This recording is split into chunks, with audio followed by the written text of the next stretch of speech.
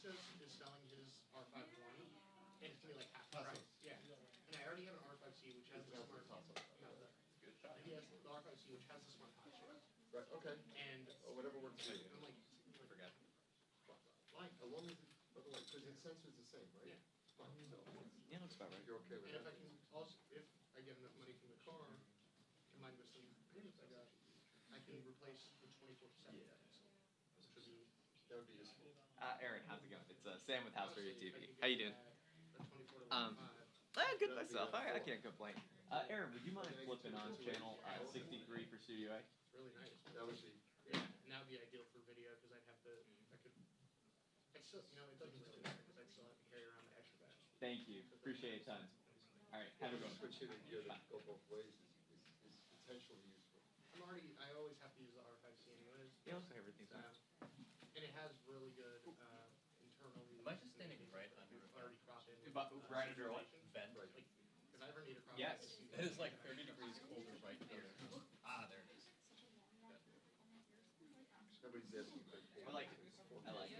I like it. Some people say it's like a Costco freezer. I like it, but It can only shoot 4K at the highest stabilization modes. That it can shoot 8K means that it can comfortably shoot 4K without overheating for a long period of time. And because of the Brandon. stabilization process. There's a microphone on Gives here. you plenty, right, so that helps. Let's go. That's all good. Did your heat come back or whatever? I need, and as soon as Yes. I get Whatever the R5, facility you it's were. gonna It's be a broken solenoid, Right. so I screw didn't have to missing on pay that. anybody. So Nikon has a sale. It's a valve $600 that tells the heater off when to its turn on and when to turn off. $30, which is So sort of they fun. So trick it. I got it with $500 off. I bought my third Z8 just so that I can easily set my ways for air. And so That's my like worry right now. but I'm is gonna like, watch something it. happened. And I Okay, also good. traded in Glad a to hear that. Z6. Look nice and warm. And 75,000 clicks on Thank it. you. So I have no regrets. I need to tell Canon the serial numbers of the cameras were stolen in case somebody sent it in for repair. Right. It happened like 2 months ago, but the odds of someone sending it in for repair right away. Not likely. Yeah. Who knows? I'm going to bring it to a porn shop and sell it on eBay. Exactly. Or something.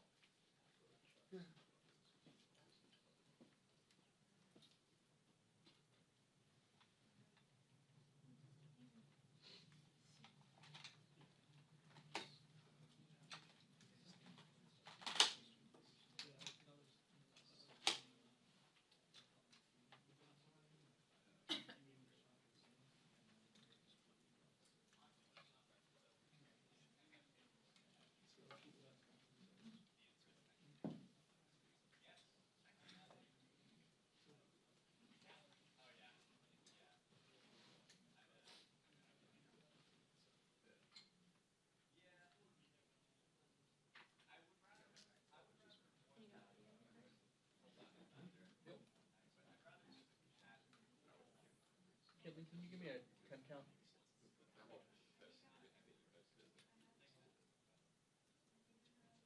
Caitlin? Cool. Yeah, it's fine.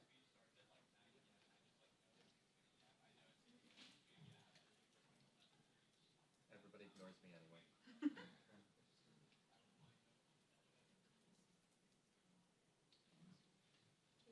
He was asking for my check. Oh, sorry. Yeah.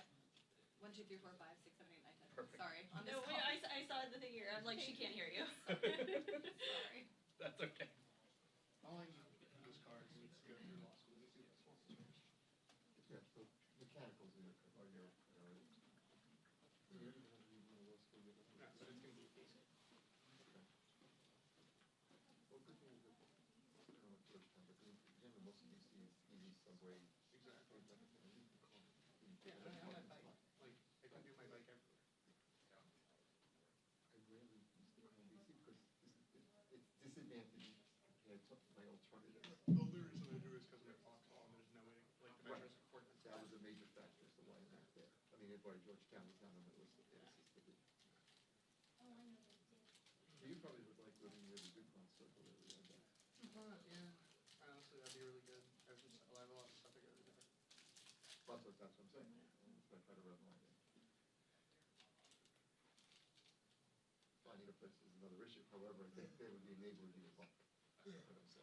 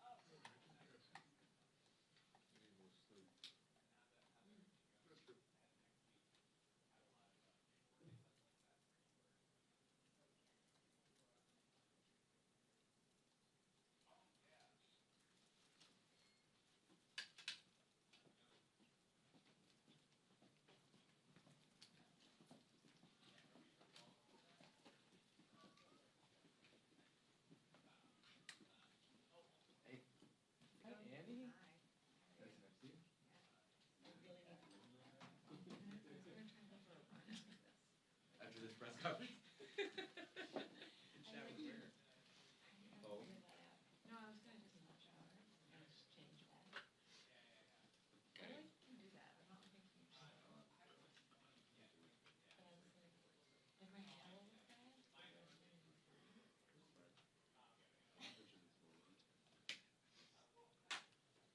Yeah, so I just wanted it, and I was like, I don't really have the center. So maybe it's a no. A whole bunch of clean tech bags at a certain I know, thing, it's gonna. like a month ago, and now they give you 50%. This is for street sort of photography. Yeah, I have one of those. Yeah, I know, but You do? I bought the black ones, I just wanted to be I really invisible. need to. That's the color I had. I know, I've seen those. You have the big ones, I bought smaller ones. I use it for protests and stuff. And actually, for the camera story, I was using it as my video app. Because I was needing too much of my audio gear. Right. I still have this. I bought it to use with, I have a couple bodies and a bunch of lenses for Sony 6700, like the crop sensor, and the lenses are this big, typically. So I figured that thing, for travel, for fun. And actually, I have submitted images from it, it's perfectly good, but it's amazing how much, I mean, people like the A7C, which is great camera, the A7C or whatever. Because the lenses are still the full size lenses. Good, because. So it doesn't really get light. Street photography or for, Street photography, exactly why I bought the. protest, like, it's a lot of weight. Yeah. You're walking around for 3-4 hours. Right, well, it isn't like that. Morning. So I like the cameras, but, Yeah. So we have fresh air, and we have morning drill, day of, like social. I mean-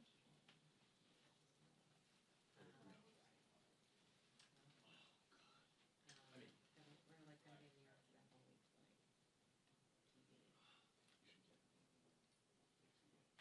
Yeah, we're trying. I was gonna send it to I'm happy to help. so it's a big box. Is that the earbuds? Yes.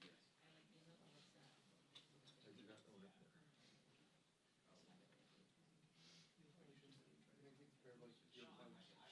I know, Melissa was like many trying. people like them. She wants. They're hyper. You'll give yourself. Yeah.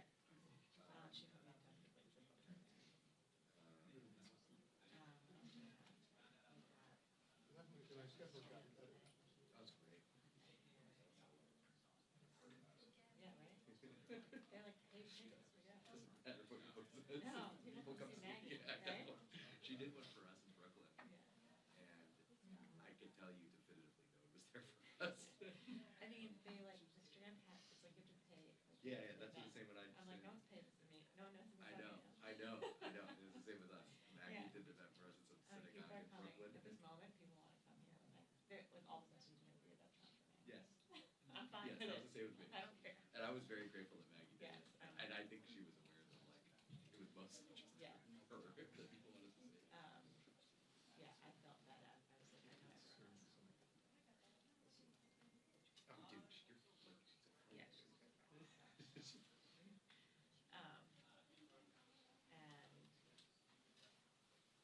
And I don't know, she's sending us a schedule today, and I don't even know what else, Cool. but fresh air is good. It's great, yes, fresh air is great. I still have books. Oh, You know, you heard sort of thing about, Dan Bernardino. Oh, I know. That can be another source or and then, I should just do, I feel like everyone. I'm so, I think we, I don't,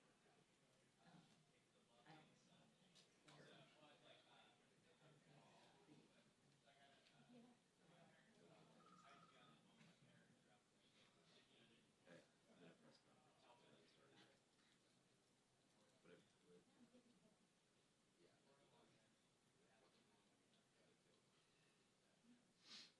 But okay, let me just, I'm on a blue hot mic, so I don't want to postpone conversation. Okay, okay, bye. Do you know those places? Oh, I've heard of that, yeah. Okay, I would've. She went to New York. So I'm like, my love. Yeah. I think she's good. Is she? Yeah. I mean, I think I gave her my number, she's okay. Yeah.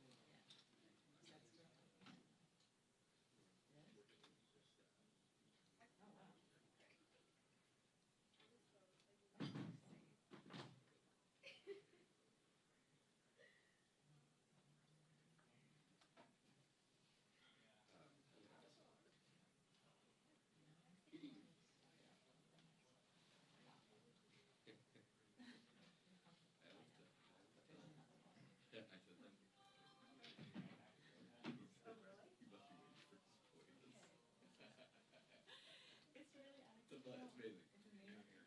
It's actually amazing. That's I love it. I love it. I love it. I said it to friends too sometimes. It's really good.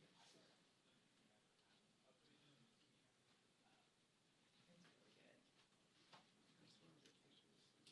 Where'd you go? Oh. So there were, so, what was the stand up on? 2 weeks ago. Oh, They're we're just doing perfect. Saturday. My 10th wedding anniversary. Oh, wow. Trying to Very nice. hold out some sort of the package It was to advance it. I needed it. Did you advance this even though you might not like parts of You it? didn't do anything. A couple people coming up and saying no. Who knows? The ones you'd expect, Republican Caucus people. You're gonna be like a More circuit elusive. for a while. More elusive, the moderates moved up. You should get the Texas Tribune. Only voting Yeah, no. we're doing I that. was You are There was very- like a didn't see Boston that. festival. Okay. What I realized is like, you can just. So, you know, Yes, it's- yes, yes, yes. So we didn't, time, we got this run six times, we did it on Facebook. And most of We the got content I invited read to was a more brunch, we did Texas Tribune. my friend Adam, who's I like, learned a lot. We didn't do that. they launched in Ohio. And people in the crowd had already heard about A bunch of reasons. the idea of $5,000 dividend, Yes. and they already seem to be Yes. coming. Oh, the Doge dividend? Yeah, but I do start to learn, Yeah. people have been told, don't Yeah. worry, not only do you not be advertised, and you'll get free money, that doesn't. PBS show. They're not really creating conditions for, But we're gonna scale it to to tightening the That's back. right. Well, we're gonna fire That's- something, that's you've got a orchard, you're ready to run, I wouldn't do Yeah, anything. Like, if I Yeah. had 50 money back, I hit 13. like, okay. I remember you, I remember like, you guys were,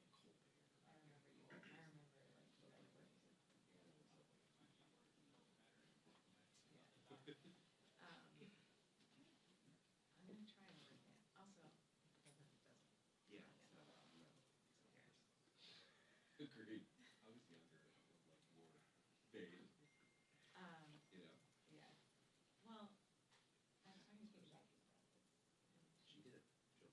yeah, and she was like, I was like, I don't know, like, I got a good review. This is it. I was like, that's my goal. Yeah. Yeah, but you know what? I feel like it's so Yeah, I know. hard I not to know, want, like, of course, but it's not. everything. It's not a measure of your worth or the And like everyone who knows how the schedule knows it. Oh, for sure. Right. Actually, I would say that people have been through it, you know it, like, more than anyone, Yeah. obviously. Yeah. Because it's like, Just like it's literally such a doesn't mean game. you're a failure. It's such a game. It's such a bizarre thing. It's not bizarre. It's like, kind of incongrous to like the general battlefield. You don't have to be so Totally. confidence power out. So is this gonna tank tonight, you think? Or are you- It doesn't count. I got 4 no's now. Oops. Right, yeah, it's a weird. Yeah. Ohio. I've noticed that 'cause I've been looking at it. Melania's book is almost sold. It's the rare, it's not nothing, Dagger. no dagger. It's really solid. I believe that. Yeah. It's just easiest. Easier, obviously. Right, but it's still like usually written in years. The daggers are like if you do like your pack or something. Right. It's like $50,000. Because Melania is like celebrity. Oh, zero. Someone's very expensive. Yeah. She like came to that and found me. And that's it, right? I just love it, like, Melanie, No, the it's last great. time, it was like, she was the story about it. She's just not here. She's, just too easy. No one cares. I'm sure she'll do like a trip or something. Yeah. She'll do trips, Yeah.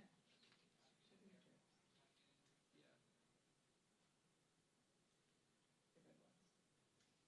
And are they in that basement hallway or something? Yeah, but they're, I mean, they're crafted and stuff, but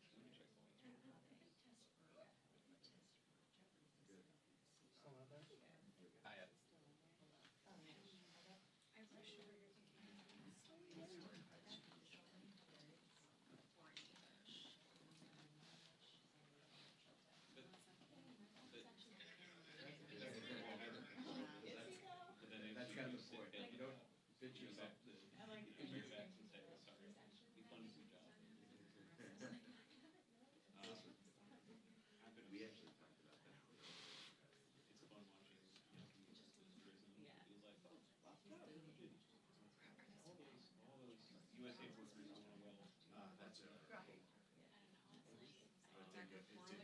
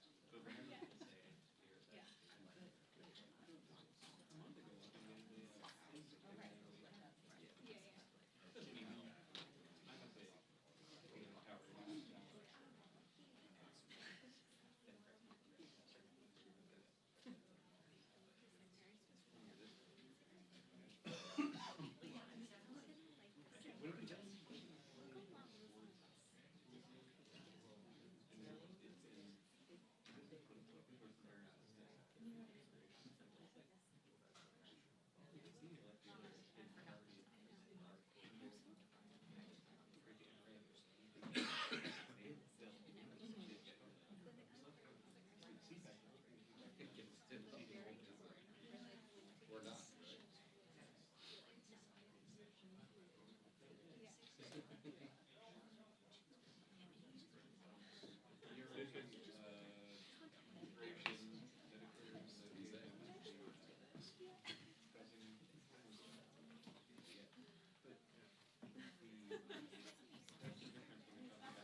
Yeah, certainly not.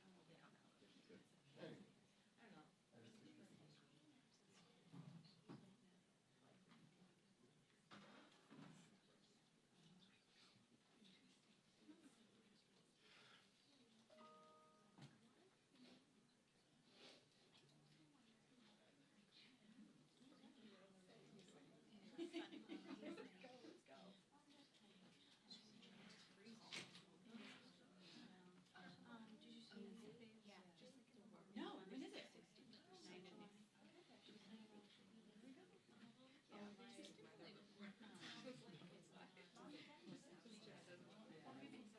Barely keeping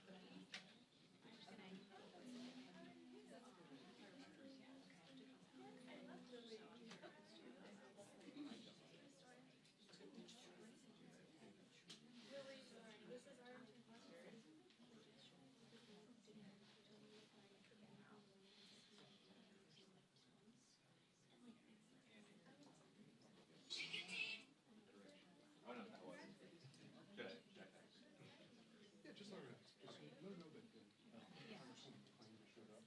They're still waiting on us. Okay. Yeah. The meeting must have broken up.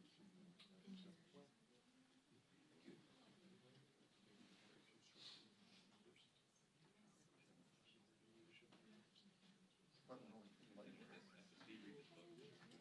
yeah. It's been just, quite good. Well, All I know is that it's always, I don't think you should, I hear you. So,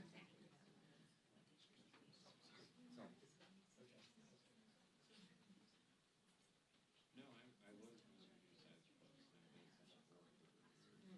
Yeah. I've been here 2.5 years.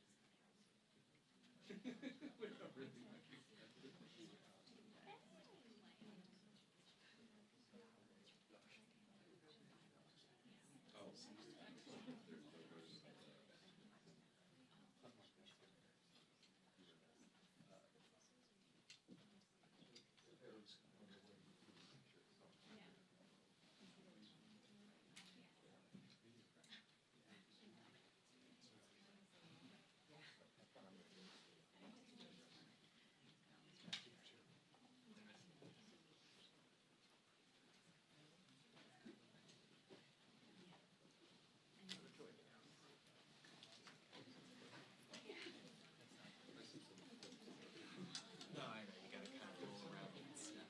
that's what we were, Even it's waiting, I might as well just trust your phone. How are you? Great. You doing okay? You're Still sick? What? I feel great. I mean, there have been other times, but this time.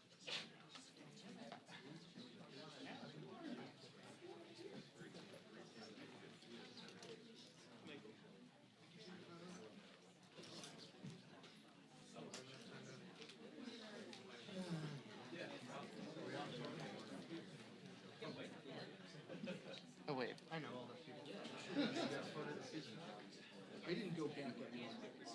The Wrangler. the Wranglers. Who's that? No, Tim Moore, yeah. it was different. Practice, you know, typically we're all 6'1", but there's, oh, but now little, much worse, as far as how the Wranglers stand.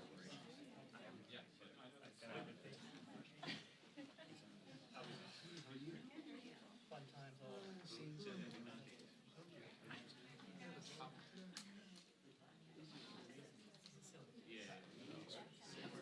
Well done.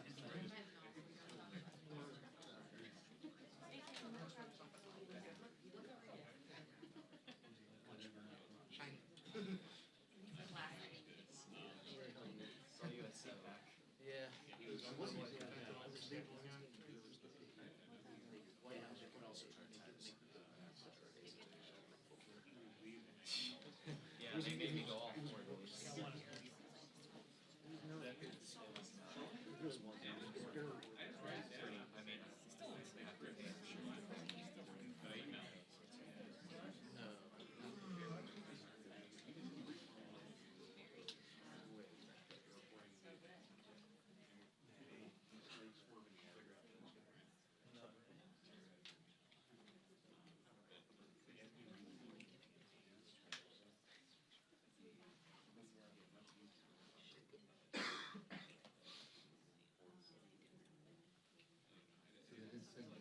People's First Conference at all? They did not.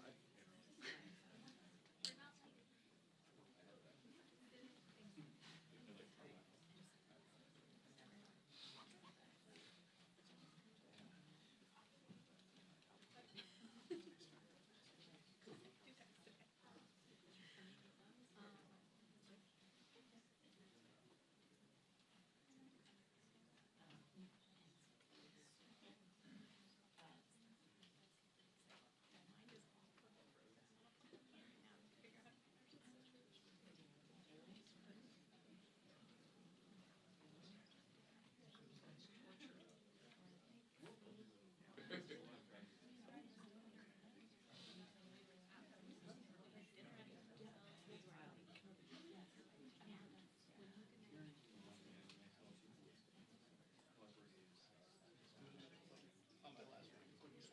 It's got like super outlined in there. But I can do one of these, like, at most, like, one of these is gonna be, one of these is more important, but the other one's hard. Yeah, you know. I get it, bro.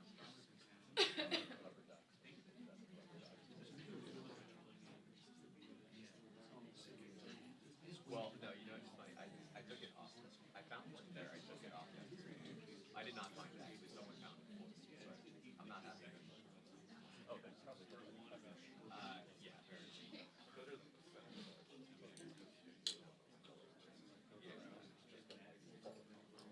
well, yeah, yeah. I mean, at least that's not that. Congressman from November 7th, that's not. I've known him for years. I worked on The what? Yeah. Prime was 10 years. like,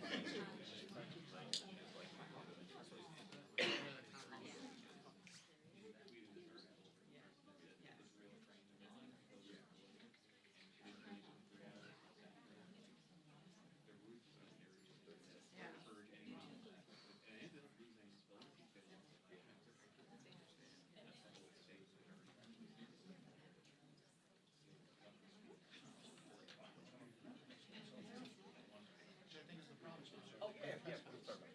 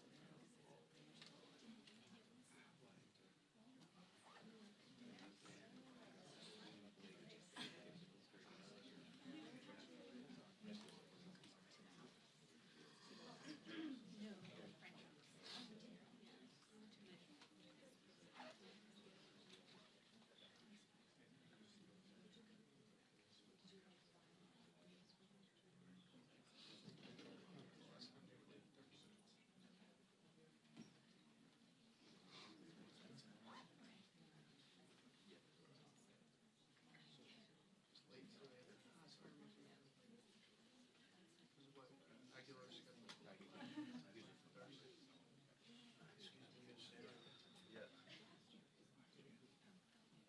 That was bad. The whole time? Yep. That was bad.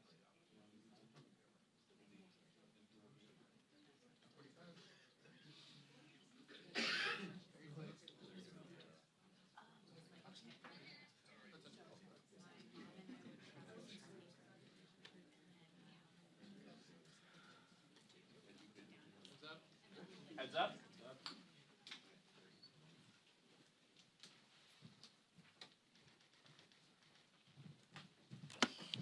Good morning.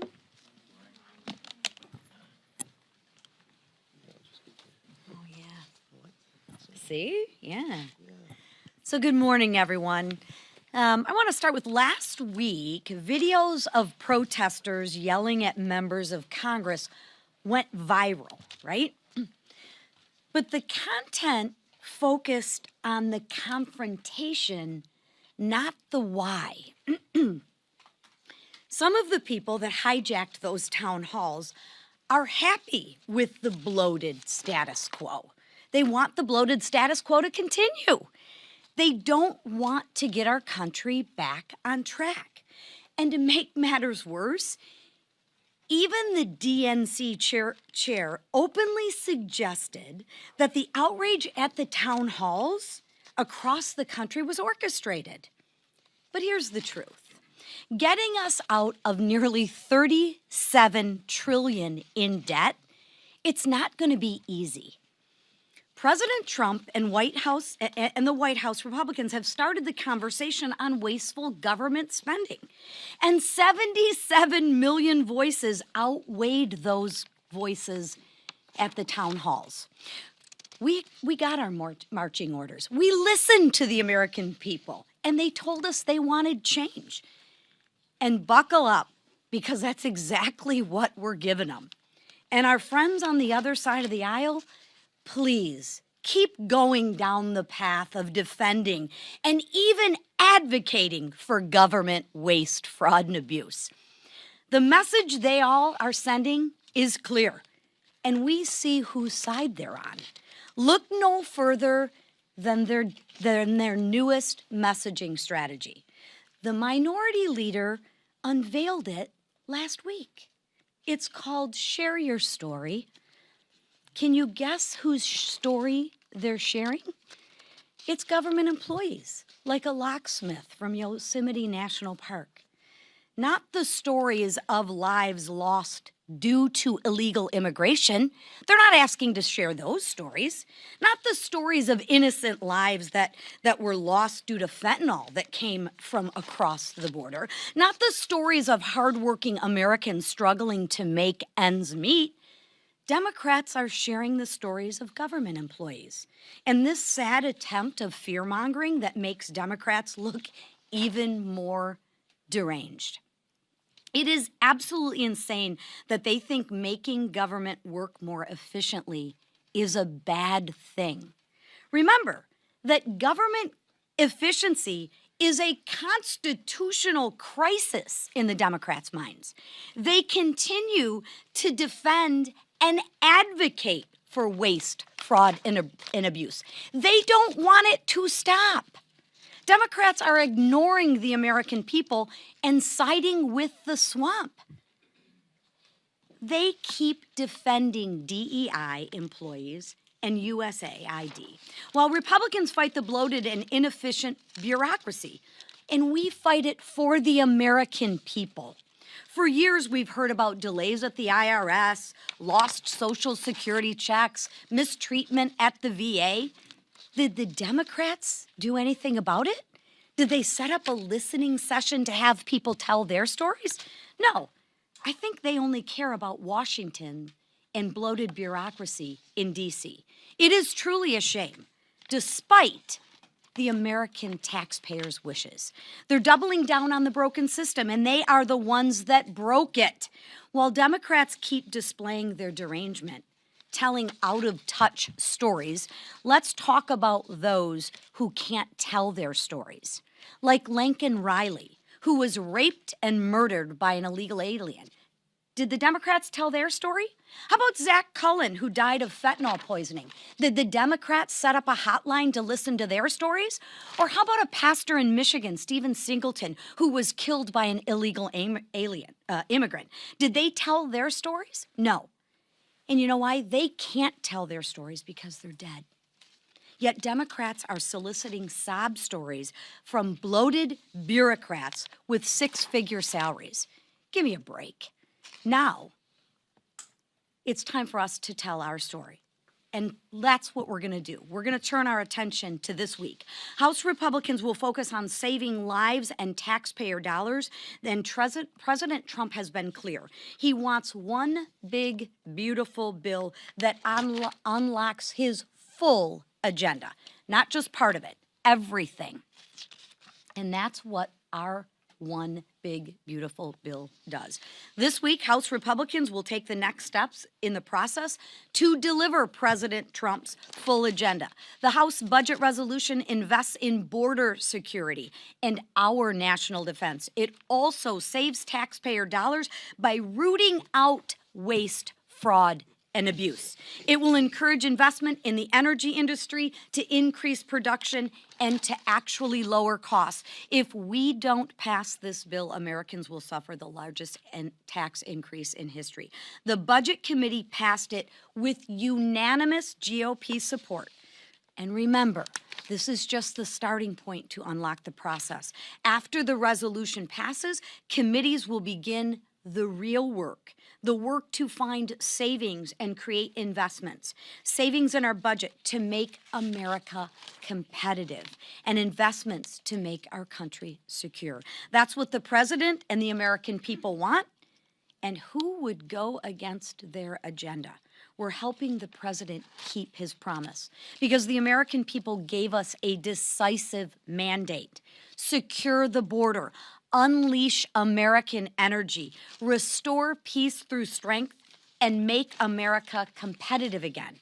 If we remain united, we can pass this transformational legislation. And when we do, we will be remembered as the most successful conference in American history. I will now turn it over to Rep. Tim Moore from North Carolina to speak about the budget as he serves on the Budget Committee. Thank you. Thank you, ma'am. Excuse me, sir. Good morning. I appreciate the opportunity to join the Republican leadership team today in support of this House budget resolution that puts America back on the path of fiscal responsibility and economic prosperity. Before coming here, I guess I've been a member about, 6 weeks so far. It feels a lot longer, Mr. like Speaker, just saying. The time I've been here, I've had the opportunity to see how things work, but for 22 years as a member of the State House, 10 years as Speaker of the State House, had a part in changing our budgets that made North Carolina one of the most competitive states in the country. We took a budget shortfall and turned that into a surplus. We cut taxes. Frankly, we did a lot of the things that I'm seeing this leadership team work to try to do here at the national level. And that success ultimately happened then and will happen here because we prioritize taxpayers, the real hardworking people, and not bureaucrats. You know, as a member of Congress, I want to help bring that same common sense attitude and track record that we did in the states here. And I can tell you that all of the new members of Congress have come in with that same view of what can we do to help move the country in the right direction. The American people spoke this year. They spoke loudly. President Trump is in the White House. You have a Republican majority in the House, a Republican majority in the Senate, and these bodies are ready to go to work to get this done. This bill is a huge step forward in that direction, addressing energy independence, addressing the border, finally reining in out-of-control spending. It's great to see this happening. You know, they say the definition of insanity is to keep doing the same thing over and over and over again to expect a different result. Finally, we see real change in Washington to get this spending under control. And there's a lot of fear-mongering out there right now, people claiming that this is going to be cut and that's going to be cut. Look, nobody's going to want to hurt hardworking American people. That's not anywhere in here. Those are frankly just lies that some folks are telling. This bill is going to rein in wasteful spending.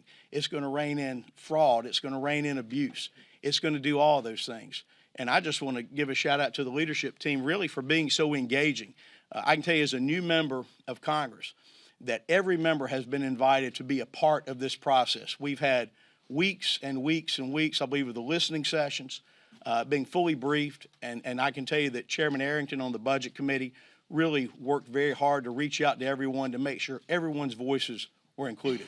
So I'm proud to be here with the leadership team today and proud to be in support of this budget bill. Thank you. Good job.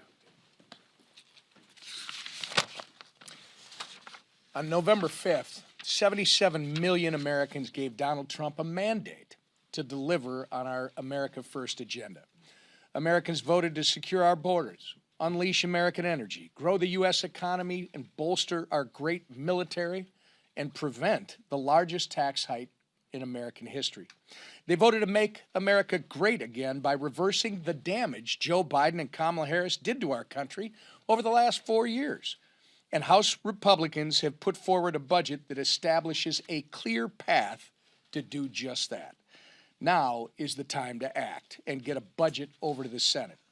And it's important to remember that our budget resolution merely unlocks the opportunity for committees to begin drafting legislation. That is where the real work is going to begin. So I'd caution the media against echoing Democrats' hysteria on where savings will come from. Our budget resolution is a blueprint to save America and rein in reckless and wasteful spending while delivering on President Trump's campaign promises. We have been given a historic opportunity with a Trump trifecta, and every member of our conference plays an important role in ensuring that we get it done. This is our moment. Now it's time to go out there and do it. And I turn it over to our majority leader, Steve Scalise. Thank you, Whip. It's a really important week. When you think about what we've laid out in our agenda, the culmination of months of work has gone into what we are doing this week to finally start delivering on the mandate that President Trump, House Republicans, and Senate Republicans were given by voters across the country in November. Voters said they want a secure border. We deliver in this budget that we're going to pass this week. Voters said they don't want a tax increase. And believe me, that was on the ballot because Donald Trump said, I want to keep the 2017 tax cuts in place. We don't want an increase for anybody, and we want to build on it. He added more things. Kamala Harris said she wants those tax cuts to expire, resulting in a multi-trillion-dollar tax increase on the American people. The voters decided very clearly with President Trump they don't want that tax increase to hit. We deliver that in this budget. The American people said in November they want more American energy to be produced. We deliver in this budget, and we do a lot of other things too. But it all starts by getting this budget passed. And so as you watch this process start, you would think the Democrats would want to be joining with us in recognizing that the American people asked for all these things that we're going to be doing. But what are the Democrats doing? They're all going to vote no. Every Democrat will vote no on this budget. Now, they're not going to go to the American people and be truthful and say why they're voting no. They want Washington to keep more of your money so that you don't get that money back. They want a multi-trillion-dollar tax increase. They said it during the campaign and they lost, but they still want that tax increase, so they will all vote no. They don't want a secure border. They said it for the last 4 years. They still haven't accepted the results of the election. So what do they do if they can't deal with the truth? They've got to lie. Just listen to what you've been hearing the last couple of days. Some of you have even been reporting it. I'm going through the budget. This is the House Republican budget that was passed unanimously by Republicans. Every Democrat voted no. Go through this entire bill. Do you know that for every Democrat talking point where they talk about the horrible things that this budget's going to do, they talk about Medicaid cuts. Everybody's going to be thrown, according to Democrats, into all these horrible situations. There's only one problem. The word Medicaid is not even in this bill. This bill doesn't even mention the word Medicaid a single time, and yet all Democrats are doing is lying about what's in the budget because they don't want to talk about the truth of what we're voting to start. We're voting to start a process. This doesn't end the process. This allows 11 committees in Congress to go an open view on C-SPAN, to have hearings in March where you can all watch, you can all hear the debate, you can watch the amendments fly back and forth, where we're going to be debating how government can work better for the people of this country, how we will deliver as Republicans on the promises that were made and the mandate was given by the voters in November. And Democrats are against all of that. And so instead of just sitting back and licking their wounds that they're completely out of touch with the American people, their only choice is to resort to lying about what's in this vote today. There is no Medicaid in this bill. There are no Medicaid cuts in this bill, yet that's all they're saying. They're talking about millionaires and billionaires. Now they're just talking about Elon Musk. Democrats are so infatuated with Elon Musk that they will vote against low tax rates for hardworking middle-class families. Do you know that the last time we checked, Elon Musk does not work for tips? But you know who does? Millions of hardworking Americans that will get the no tax on tips promise that President Trump made that we will deliver on, starting with the passage of this budget. Millions of Americans will benefit from that provision that we're going to add into our reconciliation bill. Do you know the average pay for a tip worker in America? The average pay is $32,000. And we will be helping millions of those families who average $32,000 so that they don't have to pay tax on tips, or they don't have to have the 87,000 new IRS agents that Biden added going after them, trying to get them to pay thousands more in taxes when all they're trying to do is put food on the table for their families, working 2 or 3 jobs. Again, that's not Elon Musk we're talking about. That's millions of families who average $32,000 a year that Democrats will be voting against helping. They will be voting Democrats against helping millions of small businesses in America. Over 130 million families in America will see their individual tax rates go up when Democrats hit the red button and vote no on this budget. But House Republicans are committed to defending those families, to standing up for those families, to stopping a tax increase from hitting those families. The corporate rate is already locked in. It's a permanent rate at 21%. So we're not talking about the big multinational corporations. They're lying, talking about millionaires and billionaires, when millionaires and billionaires aren't even 1% of who benefits. 99% of the people that would see a tax increase with a no vote are people that make less than $1 million. Less than $1 million. That's who Democrats want to see a tax increase on. While they lie and use the names of billionaires, they're going to be kicking in the gut the hardworking people of America. We don't want that to happen. That's why we're going to move this budget and start this process and start delivering on the mandate that we were all given. And the man who's been the most patient person I know, listening to everybody who's got every issue, and I know a lot of you are saying, oh, gee whiz, do you have the votes? Are you going to vote? And, you know, I've heard this guy's a no. Every big vote we've taken, and I've been the whip before, I've been the minority whip, majority leader.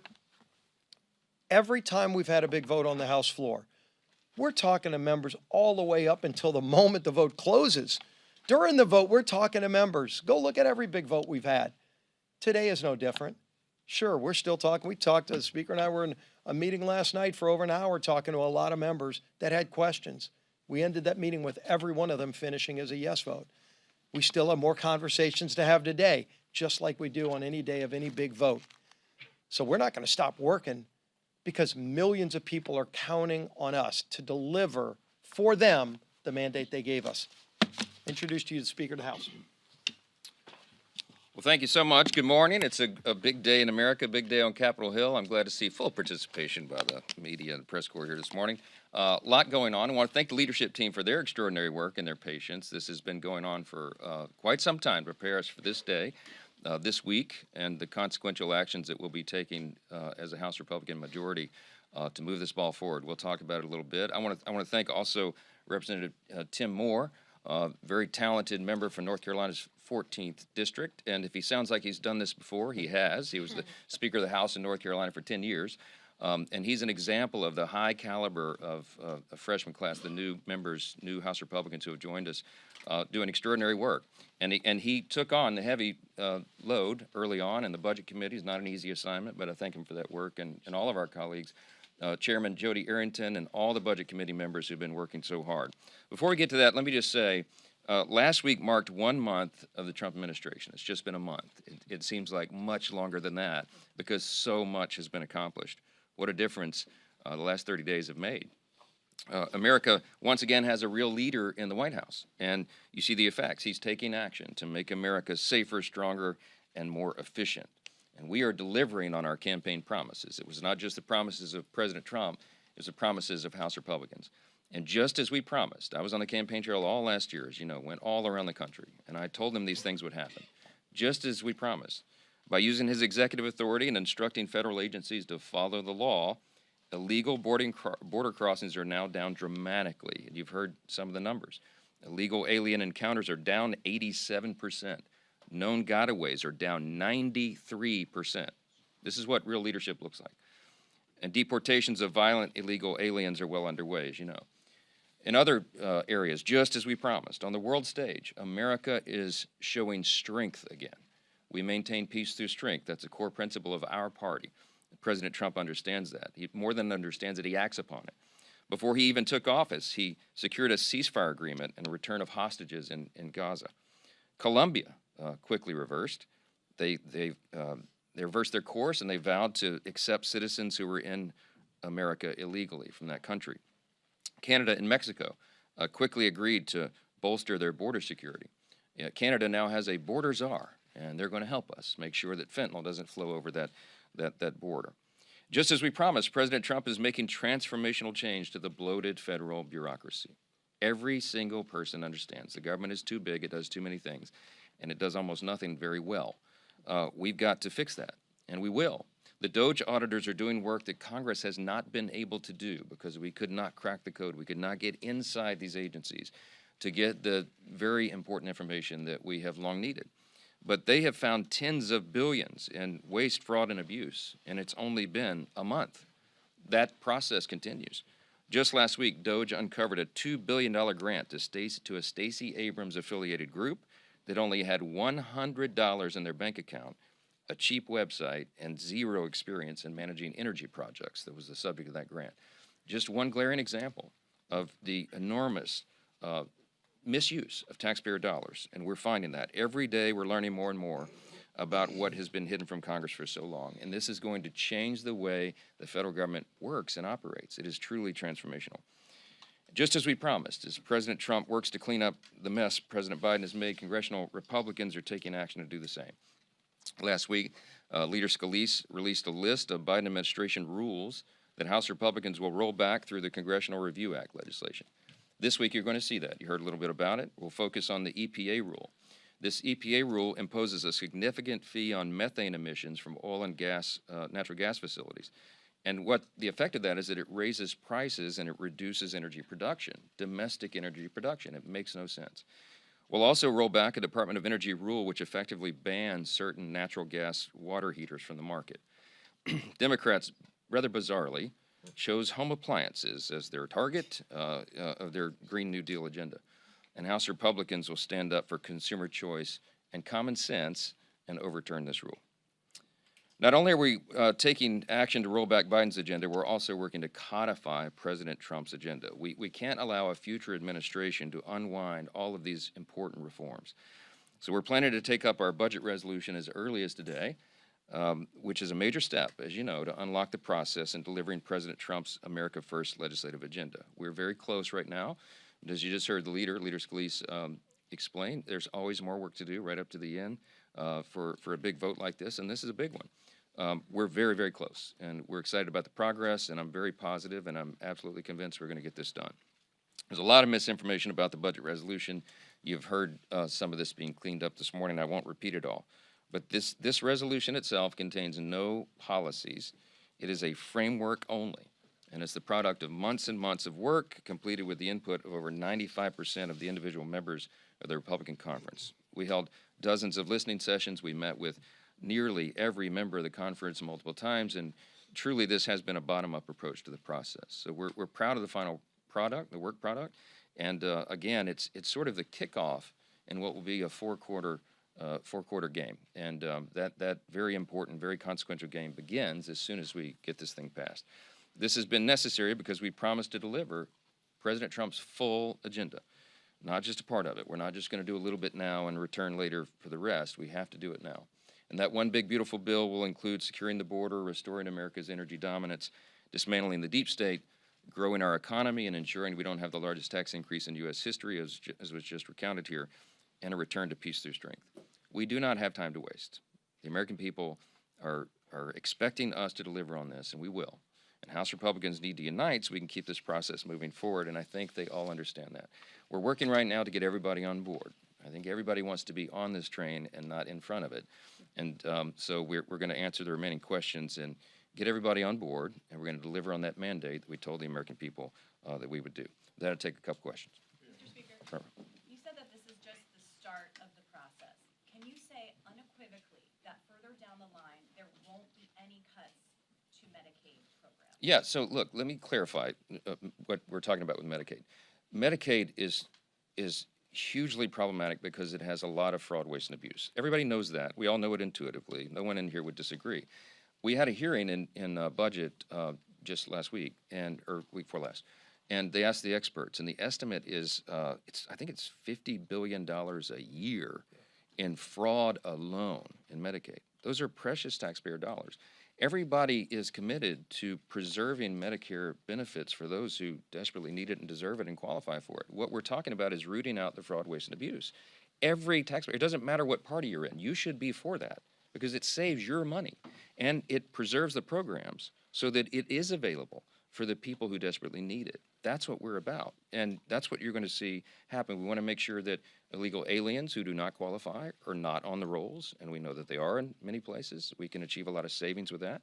We can eliminate all these fraudulent payments and achieve a lot of savings. What you're doing with that is you're shoring up the program, and you're making sure that the people who rely upon that have it, and that it's a better program. That's what we're talking about. You've heard the president say that. You've heard members of the House Republican Conference say that. And no one else has said anything else, except the Democrats who have ads out that are lying about the intention here. That's the fact. The leader just held up the resolution. Do a word search for yourself. It doesn't even mention Medicaid in the bill. So that's the important part. To clarify, some of the savings will have to come from Medicaid. I just explained those categories of savings. I just explained that. So watch how the process plays out over the coming weeks, and you'll see what we're talking about. Yeah. Thank you, Mr. Speaker. Should Elon Musk allow President Trump's cabinet picks to make their own decisions on personnel? I'm not going to tell the executive branch how to operate. I've got enough to handle over here in the legislative branch. But I will say that I think the vast majority of the American people understand and applaud and appreciate the DOGE effort, the goal to scale down the size and scope of government. Our party is committed to that as a core principle. We always have been. And the reason we're excited about what Elon Musk and the team at DOGE are doing, the end result of that is going to be achieving the goal that we've always had, and that is to make government more efficient, just as the name of that operation and that project implies. And if we can save $1 trillion in fraud, waste, and abuse, which Elon has said in recent weeks and told me in his office a couple of weeks ago, he thinks it's very possible this year to identify and eliminate $1 trillion of waste of your taxpayer dollars. You ought to be standing up and applauding that, and we all do. Yeah. On immigration, President Trump has long said that he wants to help the dreamers. What is the Republican, the House GOP conference plan to do that? Will dreamers be part of the budget reconciliation? Yeah, well, you can't do big policy changes in reconciliation. As you know, it's limited to what you do with the budget itself. But there's lots of talk about big changes to immigration policy. I came off the House Judiciary Committee before I was Speaker of the House. For almost 8 years, I served there. And when in my first 2 terms, we worked really hard on comprehensive immigration reform. And I learned firsthand how difficult and complex that is. So there'll be a lot of thoughtful discussion about that. We're not on those issues right now, but it will come, I think, later in this Congress because we understand the immigration system has been broken. Securing the border was the first and most immediate priority of the American people, and that's what's happened here. The president has done it with executive orders. We now have to codify that. When we get to that, then we'll be addressing the rest of the issues. Yes, ma'am. Yeah. President Trump called Zelensky a dictator and has falsely claimed that Ukraine was responsible for the war that Russia started with its 2022 invasion. You guys were off when he made those comments. I haven't heard you respond, especially to the dictator comment. And I wanted to know what you think of Mr. Trump's comments and also how the administration's position on Ukraine. Have you rethought your move to bring Ukraine aid to the floor last year? Well, So the supplemental last year was to put Ukraine in the position where they are right now, to be in a posture where a peace negotiation could take place. I said for more than a year on the campaign trail that I knew that when President Trump was elected, he would be the changing agent. He would be the force who could come in and move both of those parties to the table to negotiate an end. Everybody in the world wants an end to this war. We need to restore peace there. President Trump is fiercely committed to that. Now, he operates in a certain way. He is a great deal maker, as everyone will have to acknowledge, whether they like it or not. He wrote the book, The Art of the Deal, right? And I think of this, I liken this to my former law practice, where we would be engaged sometimes in arbitration or mediation between two parties that were at war, metaphorically. And when you begin an arbitration proceeding, you don't bring both parties into the meeting at for that first table set, because they're at odds, right? That wouldn't be productive. So you begin by meeting individually with the two parties. That's what President Trump is doing right now. It's very logical if you stop and think about it. He's met with the Russian side, with Putin's side, through his representatives there, and he's spoken to Zelensky. He's speaking to both parties to set the table, so to speak, for what that negotiation is going to be. This is very productive. He is the only person on the planet who has the ability to make that happen. You have to give the president room to work. His language and his actions and his decisions shouldn't be second-guessed step by step. You have to allow this process to play out. I think he's been very clear. I think he's been very clear about what the objective here is. And when he speaks to those issues, what he's talking about is we want to get Ukraine back to a posture of peace. There's an idea on the table for them to actually be in partnership with the U.S. with regard to production of the precious minerals that are needed. And also, we want to get back to free and fair elections. There, just as we fight for here and we fight for around the world, I think those things are all consistent. And I think President Trump is moving the ball forward in a way that all of us should applaud. Back, third row. Yes, sir. How do you respond to critics like Tom Massey, who have argued that this budget resolution will make deficit worse, not better? And are you committed to having a vote today, or is that potentially going to get delayed? Yeah, so the budget resolution itself doesn't do any of that. The objective and our commitment has always been deficit neutrality. That's the goal here. If we can reduce the deficit, even better. But here's another thing everybody needs to consider. Not only are we working to find savings for the American taxpayer, to find a better, more efficient, more effective use of their dollars, which we are morally obligated to do, we also have a moral obligation to bend the curve on the debt. All of your children, all of our children and grandchildren are going to be saddled with the debt that we're spending right now. It's $36 trillion federal debt.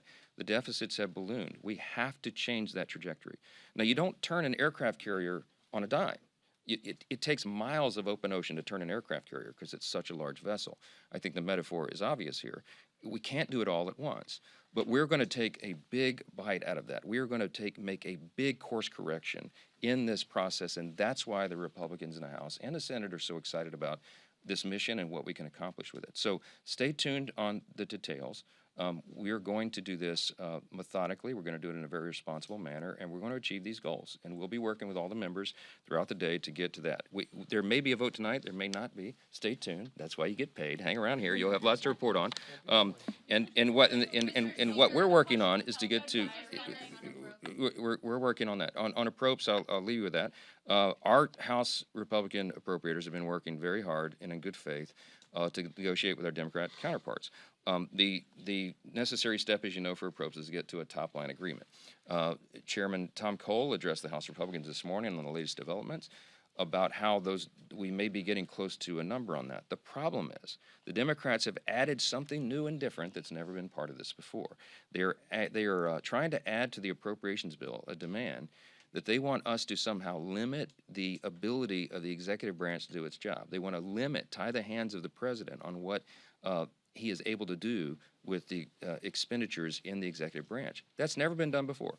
House Republicans, as egregious as the actions were of the previous president, Joe Biden, as unconstitutional and outrageous as they were, we never proposed using the appropriations process to tie the president's hands. It'd be, I think, a gross separation of powers violation and a terrible precedent for Congress to engage in. So that's a non-starter for us, and the Democrats know that. And so it looks like they're in a posture right now that they're making individual appropriations bills almost impossible. We'll find out soon. Stay tuned. There's more discussion today to be had. But we are nearing, obviously, the March 14th deadline. And I'm really hopeful that they'll back off of those outrageous demands because it's unprecedented and I think probably unconstitutional, and it's not anything we'll be a part of. Thank you. Thank you. Given where you are, would you support a CR right now?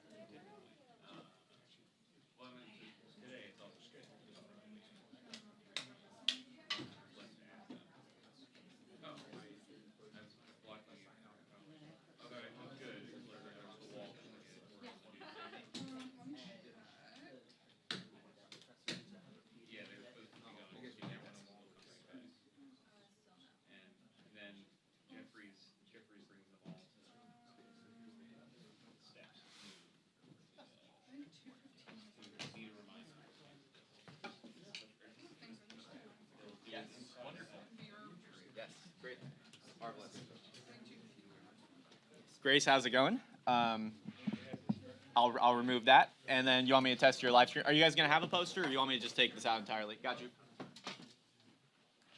Zeke, would you mind for me having this thing? I can just put it to the side.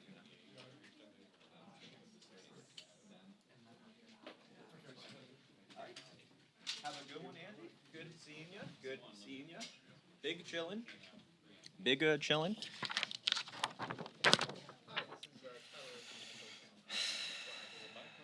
Wonderful.